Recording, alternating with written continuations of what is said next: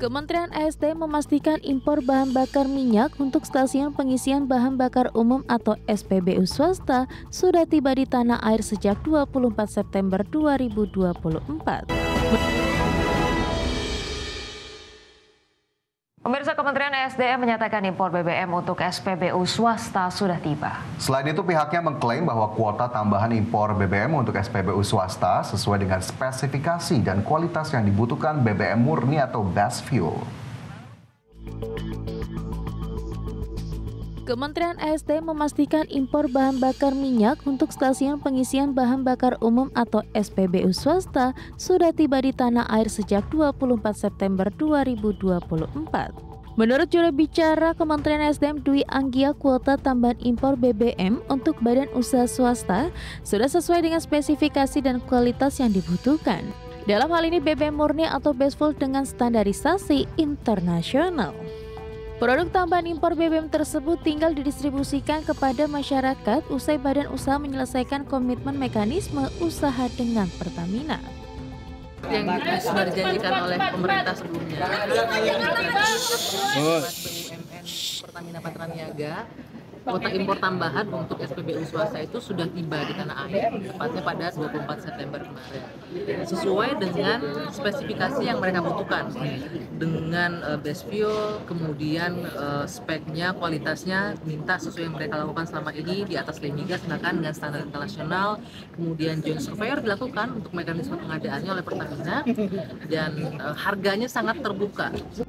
Kementerian ESDM mencatat terdapat 4 dari 5 badan usaha swasta pengelola SPBU telah mencapai kesepakatan bisnis dengan Pertamina terkait pasokan BBM impor tambahan. Kementerian berperan sebagai fasilitator agar mekanisme bisnis to bisnis antar badan usaha segera berjalan. Dari Jakarta, Ade Firmansyah, IDEX Channel. Antrian panjang kendaraan di SPBU akibat kelangkaan BBM bersubsidi terjadi di Mandailing, Natal, Sumatera Utara. Demi mendapatkan BBM bersubsidi, warga harus antre berjam-jam di SPBU di Mandailing, Natal, Sumatera Utara. Warga kesulitan memperoleh BBM bersubsidi jenis solar maupun premium. Bahkan warga mengaku kerap tak kebagian BBM meski sudah lama antri. Menurut pihak SPBU, pasokan BBM bersubsidi dibatasi oleh Pertamina 8 ton per hari, baik untuk solar maupun pertalite. Yang mau kerja kayak gini, aturan bisa dari pagi narik, udah. Ini udah siang belum lagi dapat solarnya, Bang, kan? Kalau antri di SPBU berapa lama itu, Bang? Inilah dari pagi tadi mau 3 jam, Bang. Udah termakan lah 3 jam waktu kita mau kerja, kan? Hari habis, Bang. Sore ada kan, buka kita sampai malam, Bang. Habis? Habis. Oke, satu hari ini berarti nggak jual? Ya, nanti kalau ada datang minyak, jual langsung. Berapa memang pasokannya?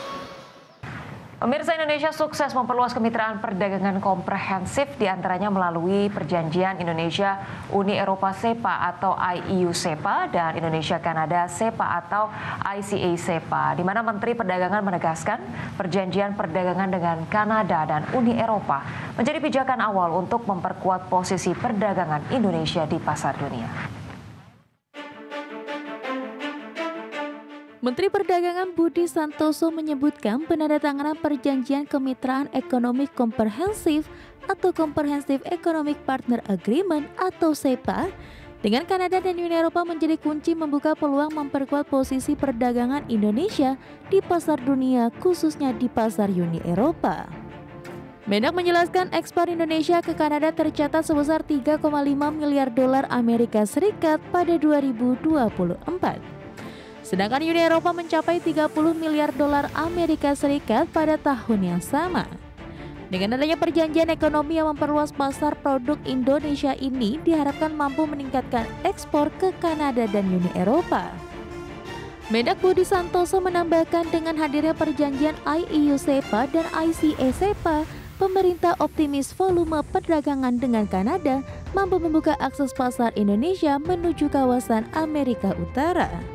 Di mana melalui Indonesia, Kanada SEPA lebih dari 90% atau sekitar 6.573 pos tarif Indonesia mendapat preferensi di pasar Kanada.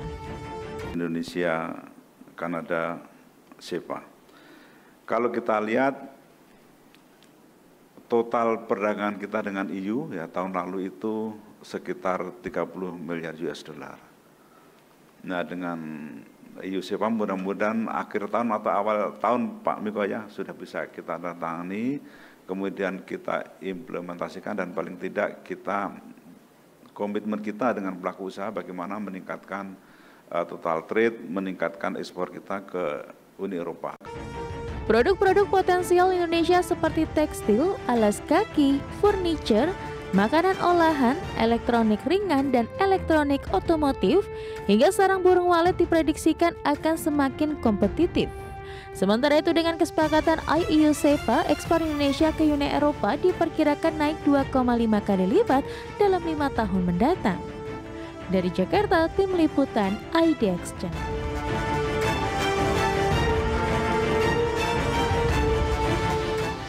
Dari lawatan Presiden Prabowo Subianto ke luar negeri, Indonesia mendapatkan sejumlah komitmen investasi yakni sebesar 23,8 miliar dolar Amerika atau sekitar 380 triliun rupiah. Sekretaris Kabinet Teddy Indrawijaya menyampaikan bahwa kunjungan Presiden ke 4 negara sangat produktif dengan mendapatkan sejumlah komitmen kerjasama yang strategis. Salah satunya adalah komitmen Jepang yang menurut Seskap tercatat mencapai komitmen investasi 23,8 miliar dolar Amerika atau sekitar 380 triliun rupiah. Di Kanada, Indonesia bersama Kanada resmi menandatangani Indonesia-Canada Comprehensive Economic Partnership Agreement atau ICA SEPA yang akan memperluas pasar perdagangan produk Indonesia ke pasar Kanada. Dalam 6 hari ini, beliau mengunjungi 4 negara. Yang pertama adalah Jepang. Jadi dalam transit sebentar di sana, beliau mengunjungi Pavilion Indonesia di Expo Osaka 2025. Dalam event 5 tahunan itu, event budaya tersebut, menurut Menteri Bappenas telah terjadi komitmen investasi sebesar 23,8 miliar USD atau kira-kira sekitar 380 triliun rupiah. Itu investasi yang sangat besar. Dalam kunjungan di Kanada kemarin ada satu manfaat, yakni adalah berhasil ditandatanganinya perjanjian Indonesia-Kanada CEPA, Comprehensive Economic Partnership Agreement, yang mana intinya adalah 90,5% tarif barang-barang produk-produk Indonesia akan dihapus oleh Kanada, dan itu tentunya mendampak sangat positif bagi perdagangan Indonesia. Pemirsa, Menteri Sekretaris Negara Prasetyo Hadi mengatakan Indonesia akan segera memiliki pabrik pengolahan metanol dan etanol. Groundbreaking beberapa pabrik akan dilakukan dalam waktu dekat. Meski demikian, tidak dijabarkan terkait dengan pabrik etanol dan metanol mana yang akan di-groundbreakingkan dalam waktu dekat. Mensesnek mengungkapkan, pemerintah menargetkan Indonesia akan mengurangi ketergantungan impor metanol dan etanol 2 tahun lagi dengan membangun pabrik pengolahan yang akan dilakukan. Segera akan ada groundbreaking, yaitu untuk pabrik metanol maupun pembangunan untuk pabrik etanol yang selama ini kita masih impor. Jadi harapan kita dalam waktu 2 tahun ke depan itu kita sudah bisa mengurangi ketergantungan kita terhadap impor metanol maupun etanol. Menteri Pertanian Amran Sulaiman mengumumkan pemerintah akan menerapkan larangan dan pembatasan impor etanol sebagai produk turunan tebu dan tepung tapioka sebagai turunan dari singkong. Ya, Amran menjelaskan Indonesia hanya akan mengimpor etanol sesuai dengan volume kebutuhan pasar. Ini artinya jika produksi etanol dalam negeri mencukupi, maka impor ditiadakan. Amran mengatakan bahwa petani singkong saat ini kesulitan menjual hasil panennya akibat meningkatnya produk impor. Adapun untuk melindungi petani dan menjaga stabilitas harga di tingkat produsen, maka perlu adanya langkah strategis dalam bentuk pengendalian impor, termasuk opsi penetapan lartas terhadap komoditas ubi kayu dan beberapa produk turunan lainnya.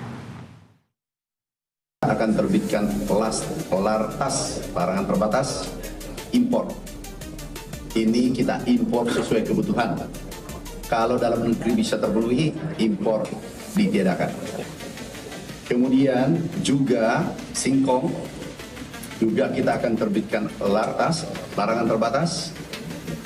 Tepung tapioka manakala terpenuhi, itu impor tidak diperbolehkan.